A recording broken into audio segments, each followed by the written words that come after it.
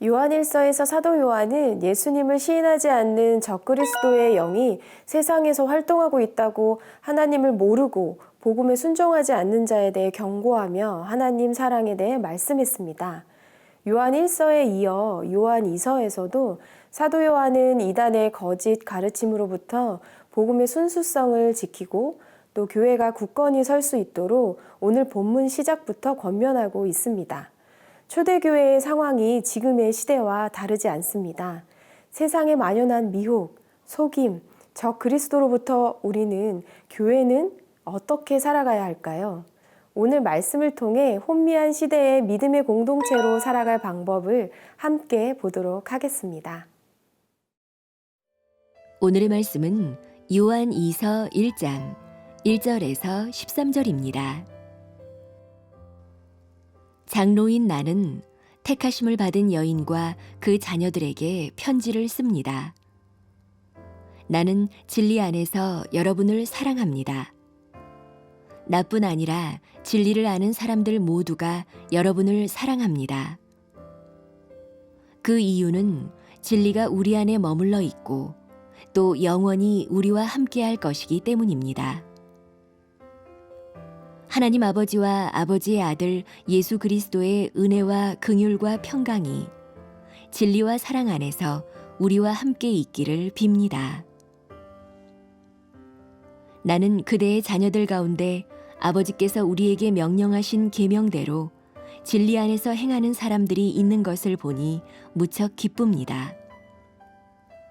여인이여, 이제 내가 당부합니다. 우리가 서로 사랑하자는 것입니다. 내가 그대에게 쓰는 것은 새 계명이 아니라 우리가 처음부터 갖고 있던 것입니다. 사랑은 바로 이것인데 곧 우리가 하나님의 계명을 따라 사는 것입니다. 계명은 이것이니 여러분이 처음부터 들은 대로 그 가운데서 행하는 것입니다. 속이는 사람들이 세상에 많이 나타났습니다. 그들은 예수 그리스도께서 육체로 오신 것을 인정하지 않는 사람들입니다. 이런 사람은 속이는 사람이요, 그리스도를 대적하는 사람입니다.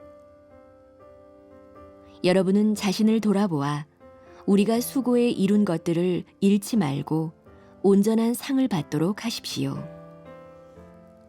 누구든지 교훈을 벗어나 그리스도의 교훈 안에 머물러 있지 않는 사람은 자기 속에 하나님이 계시지 않는 것입니다.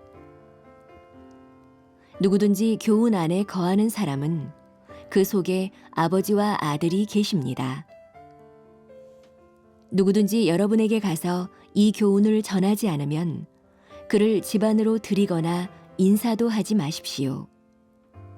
그에게 인사하는 사람은 그의 악한 일에 동참하는 것입니다.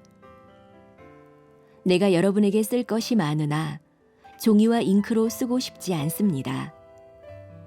여러분에게 가서 얼굴을 마주 대하고 말해 기쁨을 충만하게 나누길 원합니다.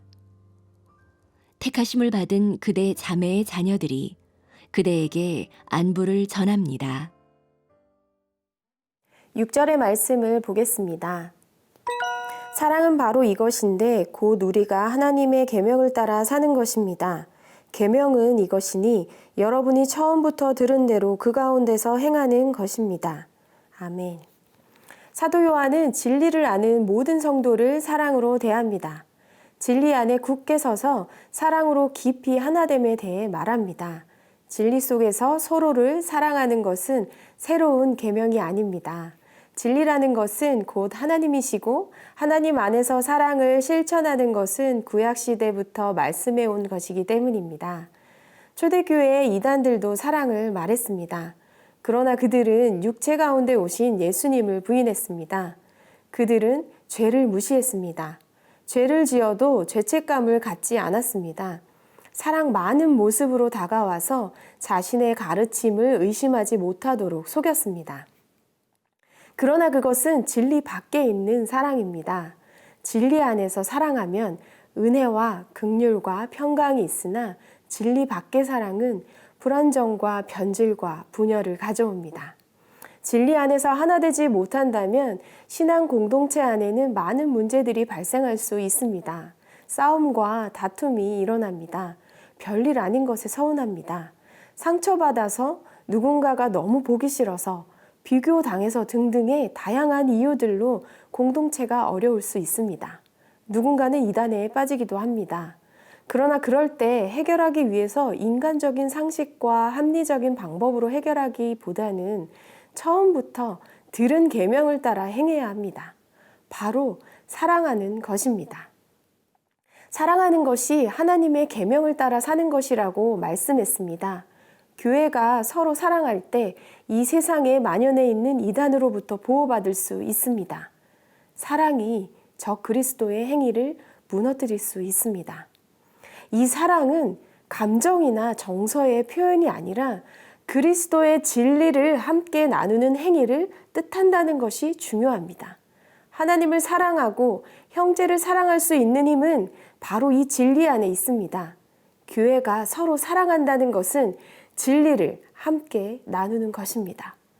다투는 교회의 모습을 보며 많이 실망한 친구들이 있나요? 하나님은 우리에게 이미 해답을 주셨습니다. 하나님이라는 진리 안에서 사랑하라 하셨습니다. 사랑하지 못하는 모습을 보며 그래서 나는 교회 안 가. 그래서 나는 교회 다니는 내가 창피해. 이런 게 아니라 내 안에 하나님이 계시다. 하나님은 진리시다. 그 진리가 사랑할 힘을 준다라고 선포하며 끝까지 교회를 향한 소망을 놓지 않기를 축복합니다.